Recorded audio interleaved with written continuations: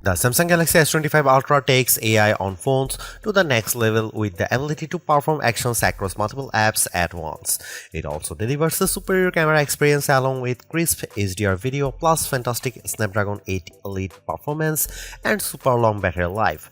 I just wish QI2 wireless charging support didn't require a case. Here is the most ironic thing about the Galaxy S25 Ultra. The moment it launched, lots of people were calling out Samsung for copying the iPhone's design. But after testing this device, I actually think the S25 Ultra is the closest Samsung has come to convincing me to ditch my iPhone. The 6.9-inch display on the latest Ultra is brighter, the cameras are more versatile and arguably just better. And the S25 Ultra is packed with smarter AI features I wish the iPhone 16 Pro Max had, like the ability to perform multiple actions at once across apps using just your voice. And it's all wrapped up in a design that, while phone-like, is lighter than its main rival. Samsung did cut some corners with the Galaxy S25 Ultra. The S Pen no longer has Bluetooth, and the newly added QI2 charging support forces you to buy a compatible case. No magnets here, but overall the performance, battery life and AI smarts on the Galaxy S25 Ultra add up to the best Android phone I have tested and possibly the best phone period. The Galaxy S25 Ultra has a release date of February 7 and it still starts at the same inducing starting price of $1,299 for 256GB of storage. You can upgrade to 512GB for $1,419 or 1TB for $1,659, but while pre-orders are still happening, you can get 512GB for the same price as 256GB and 1TB for usual 512GB price. Samsung is also offering up to $1,200 off, which includes up to $900 in instant trade-in credits and up to $300 in Samsung credits. As they say, haters are gonna hate, but I think some of the criticism around the Galaxy S25 Ultra's design being too iPhone-like is warranted. The sides are flat now just like the iPhone 16 Pro Max and the corners are rounded, which means the Samsung digs into your hand less than the Galaxy S24 Ultra. But I actually blame Samsung for not copying the iPhone enough. I am talking about the left and right edges of the design. They are too sharp for my taste and make the phone less comfortable to hold and use. Apple does a better job of beveling these edges so they are smoothed out. The titanium frame feels as sturdy as ever and the thinner bezels allowed Samsung to increase the screen size slightly from 6.8 to 6.9 inches. I also like the floating camera design on the back. It looks better than the iPhone 16 Pro Max's unsightly patch. Measuring 6.41 by 3.06 by 0.32 inches and weighing 7.69 ounces, the Galaxy S25 Ultra has nearly the same dimensions of the iPhone 16 Pro Max while being noticeably lighter than Apple's 7.99 ounces handset when I was holding both phones. The Galaxy S24 Ultra weighted in at 8.22 ounces while being slightly thicker 0.34 inches. The Galaxy S25 Ultra color options are not exactly wild. They are titanium black, titanium grey, titanium silver blue and titanium white silver. I tested the silver blue hue and I think it has just enough pop without being too in your face. If you are feeling more adventurous, Samsung.com is also offering online exclusive colors like Jade Green, Jet Black and Pink Gold. There's two design trade-offs I need to talk about here. One way Samsung cut down on the weight is a notable downgrade to the S25 Ultra that removes the Bluetooth radio from the S Pen. That means you can't perform air gesture like taking photos remotely. Though Samsung says it removed Bluetooth because not enough people were using the feature. The second trade-off is that Samsung Galaxy S25 Ultra has half-aged QI2 charging support. I say that because the magnets are not built into the phone itself. So if you want to easily attach two magnetic UI accessories like docks and car mounts, you are going to have to spring for a special case. The Galaxy S25 Ultra's display is the closest to perfect we have tested yet, and that's saying something because the S24 Ultra was freaking good. The size has grown from 6.8 to 6.9 inches thanks to slimmer bezels, and that makes this an even more immersive canvas for movies, games, and more. When watching the trailer for Superman side by side with its predecessor, the Galaxy S25 Ultra's display was a bit more vivid and brighter than the S24 Ultra when viewed outdoors. I then watched the same trailer on the S25 Ultra and iPhone 16 Pro Max indoors, and I'd say they were neck and neck, with the Samsung doing slightly better in darker scenes like those with stars. In our lab testing, the Galaxy S25 Ultra turned in a max brightness of 1860 nits. That doesn't eclipse the insane score the Google Pixel 9 Pro XL turned in 2469 nits, but it does beat the iPhone 16 Pro Max 1553 nits by a fair margin. The Galaxy S25 Ultra also turned in better scores for color saturation, covering 128.1% of sRGB color gamut and 90.8% of DCI-P3 color space. The iPhone 16 Pro Max hit 114% and 80.9% respectively.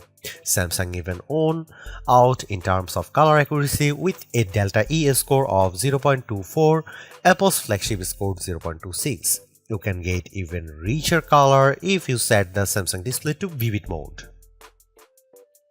The S25 Ultra's screen promises better durability too. Though we have not been able to test it, it's made of Corning Gorilla Armor 2, which is designed to provide better drop protection and better scratch resistance. There is always that one feature that you want to show your family and friends when checking out a new phone, and with the Galaxy S25 Ultra, that's cross-app action. With Google Gemini now deeply integrated into Samsung's flagship, you can accomplish multiple things at once using just your voice.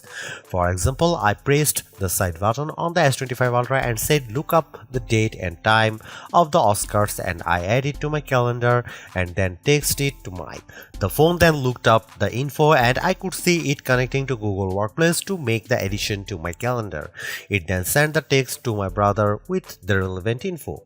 That's pretty impressive, and it shows the potential of agentic AI on your phone. I also asked Google Gemini to look up the top 5 rooftop bars near me in New York City and then output the list to Samsung Notes, making sure to include the phone number and address for each one. Within several seconds, I had my list.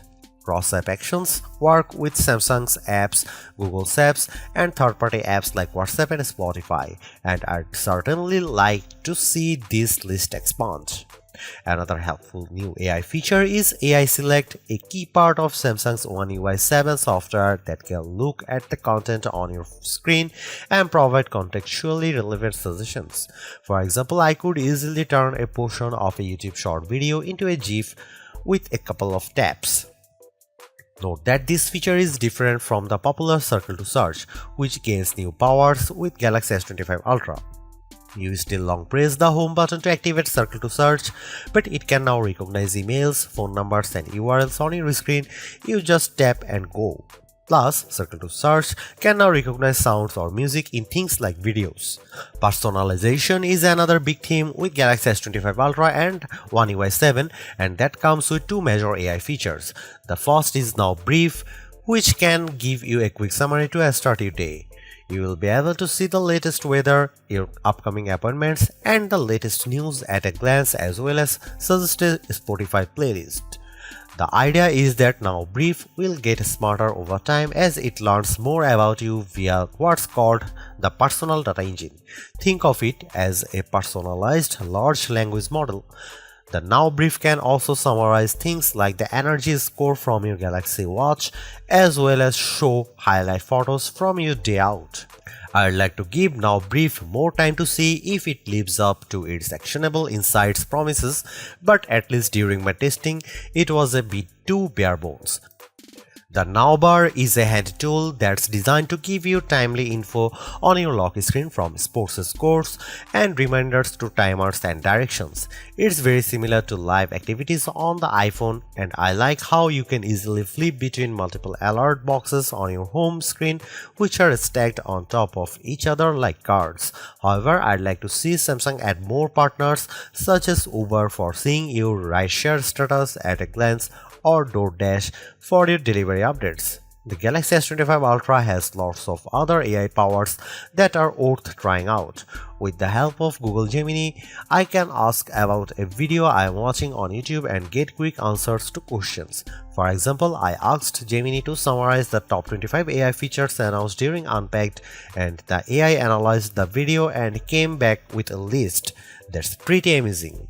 You can also ask questions about any photos on your screen. I pressed the side button and I asked about a church I saw in St. Joseph and found out that it's the Cathedral Basilica of St. Joseph, which is an example of Romanesque revival architecture. So the S25 Ultra can easily be your tour guide.